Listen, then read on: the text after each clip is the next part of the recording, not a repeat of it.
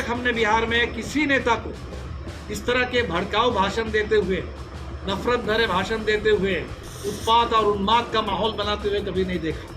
तो बिहार को अगर विकास चाहिए, न्याय चाहिए, तो उसके लिए ज़रूरी है कि समाज का जो ताना बाना है वहाँ सौहार्द बना रहे। नमस्कार, आप लाइव सिटीज देख रहे हैं। मैं हूँ आपके साथ काव्या।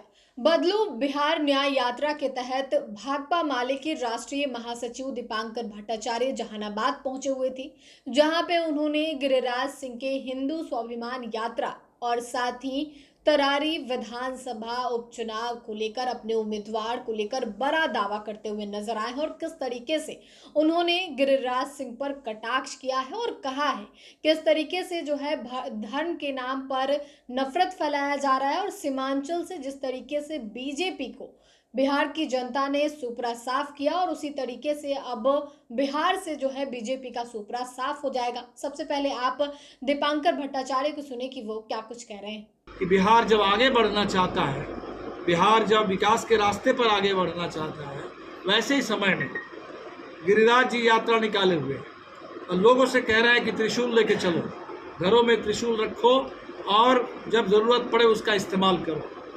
आज तक हमने बिहार में किसी नेता को इस तरह के भड़काऊ भाषण देते हुए, नफरत भरे भाषण देते हुए, उत्पात और उन्माद का माहौल बनाते हुए कभी नहीं देखा।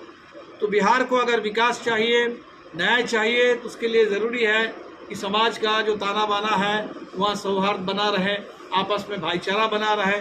हमारा संविधान भी यही कहता है, सबके लिए बराबरी, सबके लिए संपूर्ण न्याय और सबके बीच में भाईचारा। और हम देख रहे हैं कि भारतीय जनता पार्टी बिल्कुल इसको तोड़ने पर, उत्पात और उन्माद का माहौल बनाने पर, बिहार को बिगाड़ने पर आमादा है। तो हमें सबसे अपील करेंगे कि इन ताकतों को कोई मौका ना मिले बिहार में, जो बिगाड़ने की कोशिश कर रहे हैं, जो बिहार को बांटने, बर्बाद करने, आग लगाने की कोशिश कर रहे हैं। अब इसको जनता के ऊपर दीजिए, जनता तय करे।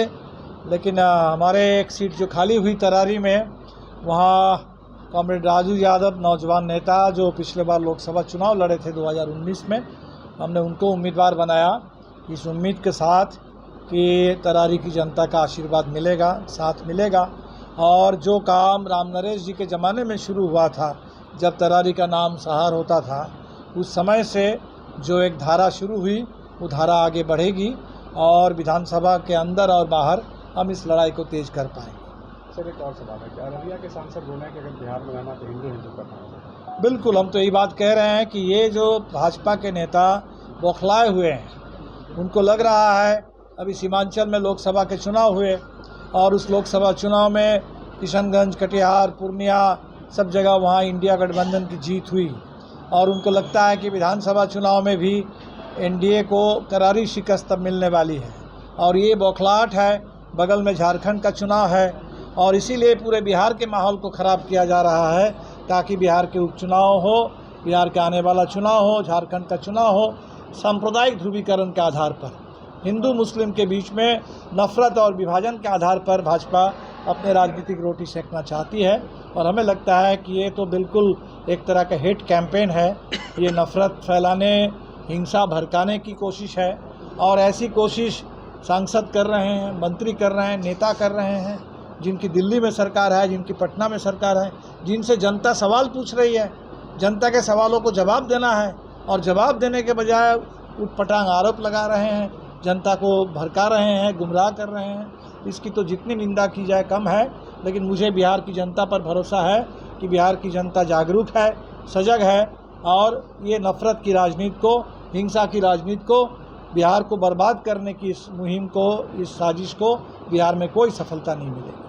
आपने भाकपा माले के राष्ट्रीय महासचिव दीपांकर भट्टाचार्य को सुना, जो कि गिरिराज सिंह के हिंदू स्वाभिमान यात्रा पर जमकर कटाक्ष करते हुए नजर आए हैं। किस तरीके से उन्होंने कहा है कि भाजपा के लोग चाह रहे हैं कि धर्म के नाम पर लोगों को एकजुट कर दंगा भड़काएं, लेकिन बिहार की जनता जिस तरह से सीमांचल में लोकसभा क्षेत्र से विदा करने का काम बीजेपी को किया है, आने वाले दिनों में बिहार से भाजपा एवं उनके सहयोगियों का सुपरा जो है वो साफ हो जाएगा। आपने वीडियो में भी देखा है। और साथ ही उन्होंने तरारी विधानसभा उपचुनाव को लेकर, अपने उम्मीदवार को लेकर, राजू यादव को लेकर बड़ा दावा किया है और कहा है कि उनकी जीत जो है वो तय है।